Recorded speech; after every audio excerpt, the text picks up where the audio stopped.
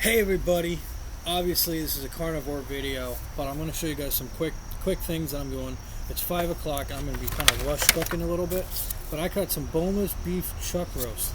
I got it from Wild Fork. It's still frozen in the packaging, so that's fine. What I got here is some bone marrow. Now the thing was is that I tried making bone marrow broth and it tasted like feet. How do you know what feet tastes like? Oh, it smelled like feet, so in one sip of it, it was just an oily sensation. So what I'm going to do with these bones, instead of throwing them out, I'm going to put them on top of my meat inside my smoker. But the first thing you got to do with a smoker, especially like a big boy like this, is you got to start thinking. It's going to take 20 minutes to half an hour to fucking get ready. So first thing you want to do is get the fire going in and then worry about the inside. So I always put gloves on because I like to stay clean. There's a lot of grease and oil and shit, and it's easier to just do it this way. I pull out my tray, open my box door,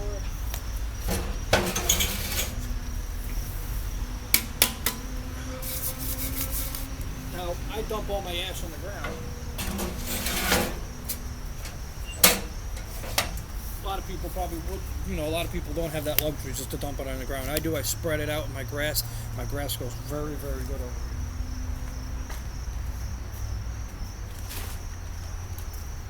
Take my charcoal of choice, Master Built Lump Charcoal, 100% premium wood. Whoa, almost forgot my grate cutter. I'm rushing because I'm trying to get this going. Put that in there, keeps all the coals together.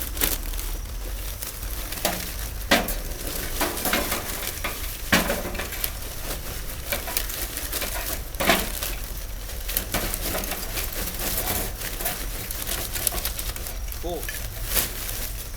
Got some big ones in here. Alright, so we got some like big guys like this. Pull those out for now.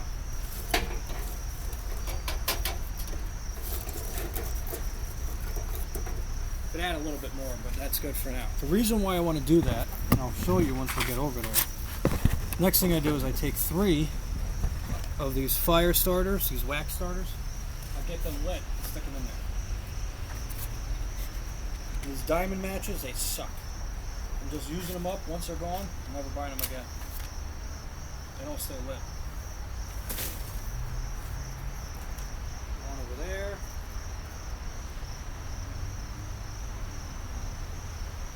There.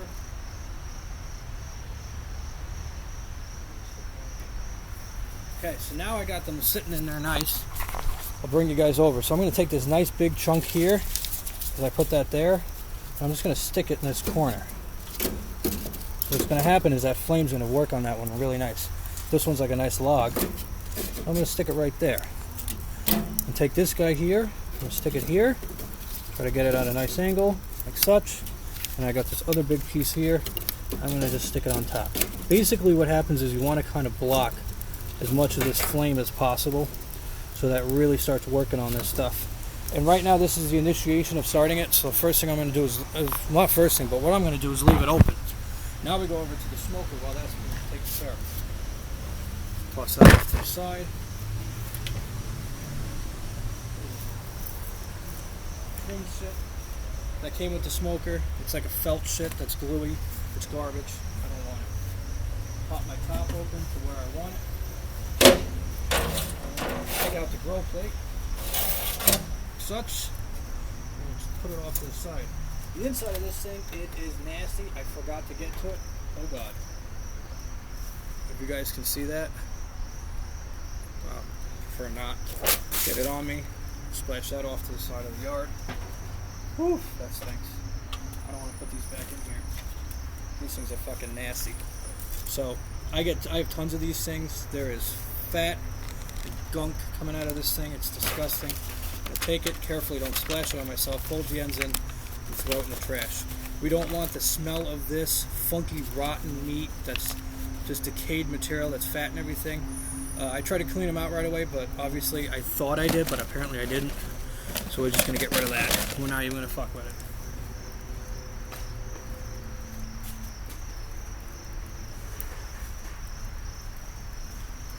I buy them on Amazon. They're dirt cheap. They're like this. The stack is that high. It was like 10 or 20 bucks for like think 4,000 or 5,000 of them. It's great. I got about, if I clean them, like so, after I cook today, it's going to be too hot all night. So tomorrow morning, if I get out there and clean it, I take them out and I just dump it and I flip them upside down inside the smoker. They're fine. If I leave the stuff sitting there for over a week, we get some funky shit. Put the next one on. I have a plate in the back of it I addressed. Okay. And it looks good in there. We're going to get our jugs of water.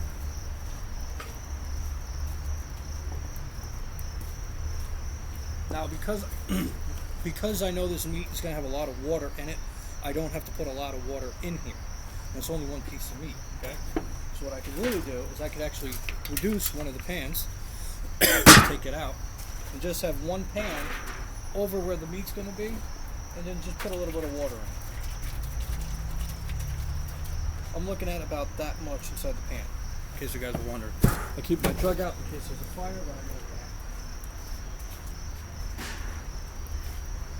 Okay, so now that we got that all done and prepped, we're going to put this grill plate back in here. And like that, the smoker has been cleaned. We closed our top on it, like such. Now that's done. The next thing we're going to do is wait for this to get up to temperature. Once it does, we go in there and we clean it, we scrape it, and we hit it with the brushes, and we get it all nice and clean before we put our meat on top of it. So while that's going, the next stage you want to do is figure out what you want to do with your meat. What kind of wood chips do you want? Well, we're doing a beef chuck roast. So I'm kind of thinking of something that's a little nutty and maybe a little strong. So I'm thinking of a mix of like pecan. It has like a nice nuttiness to it, and the Jack Daniel's whiskey has like a little bit of a strong, like a sweet flavor to it. So I think that pecan mixed with that Jack Daniel's would be good. But we gotta see what's in my bowl.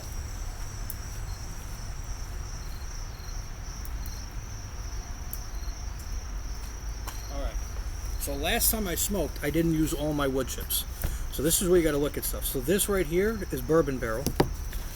Okay. And these have been sitting in here for over a week, which is good. They're getting nice and soggy. The rest of the wood that's in here smells a little bit like whiskey, so I guarantee you it's Jack Daniel's that's in here, wood chips, and we got bourbon barrel wood chips in here. So we got our wood chips. We're going to add some pecan, add a little bit.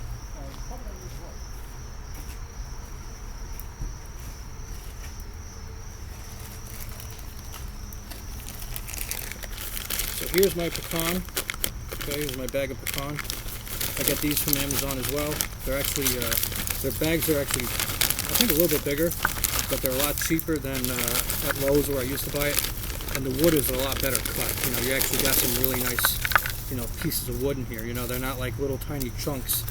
Like, you know, this is Lowe's, okay, and then this is the Amazon one. It's not Amazon. It's B&B Better Burning, 100% natural wood, coming from out of Texas style, competition grade, yada yada yada. Okay, we're going to put that in there. Oh, get back here, buddy. This is where the wood's coming nice. Being it's still a little wet in this container, I don't like to have my wood completely and utterly soaked. I like it a little damp. I do like it a little more wet, but I don't like having extremely soggy wood. So being that this wood sat in here for a while, I'm going to try to get the pecan closer to the bottom where the rest of the water is, and try to bring some of that wetter wood on top, because that's going to be the first pieces of wood I'm going to use. A lot of people don't like using wet wood when they're smoking, just because it like knocks the flame down. That's why usually when I do wet wood, I'll mix it with wet and dry.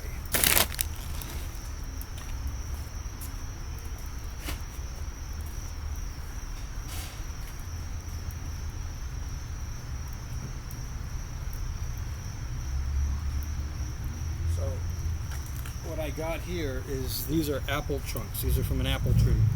So I don't use all of them at the same time. So if I'm going to put in, let's say, some wet wood, I'll toss in one of these, because that'll help keep my fire going. And I keep them out; they stay dry.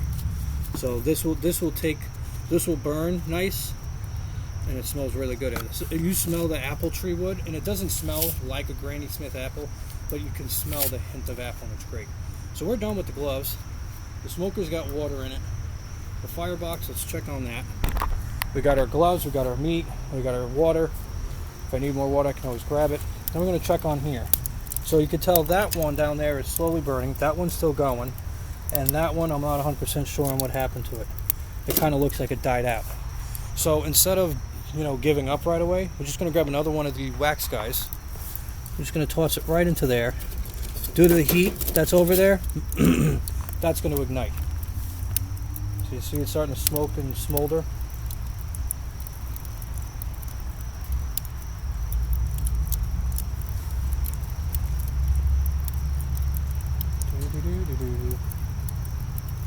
Okay, that's gonna eventually get going.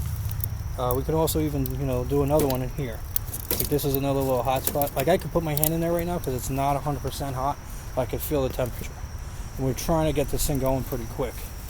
So I'm gonna do is stick another one down there, right where the hotness is, and right in there, right, as you can tell, that new fresh wax stick instantly is taken off, and that's where all this white thick smoke's coming from. So basically, you don't want to use the wax sticks when there's food in it because it will compromise the food. It will give it a funky flavor, so you don't want to do that. That's why usually I try to, when I start this off, before I add the meat, I want to make sure that there's absolutely no smoke going through the smoker. I want it nice and clean at that point because you can see how smoky that is. I just don't want that to attach to the inside of the smoker. See that? And there it goes. Boom. Once it took off, the smoke disappeared. So now we're going to close the box up like such. Okay. We got our vent wide open so it can suck in a lot of air. And then we're going to pop this open all the way so a lot of that heat can go out. Once it gets almost close to temperature, the next thing I do is I'll add more charcoal to it. Let it get itself, going again. Give it some time so it can start burning off some of that charcoal. And then that's really it. Other than that, it is very easily to get one of these smokers up and running. It takes a lot of know-how and knowing, and then you got to be on your feet. Because once you start getting the fire going like that, you shut everything down, you open the vents, and you just let it do its thing.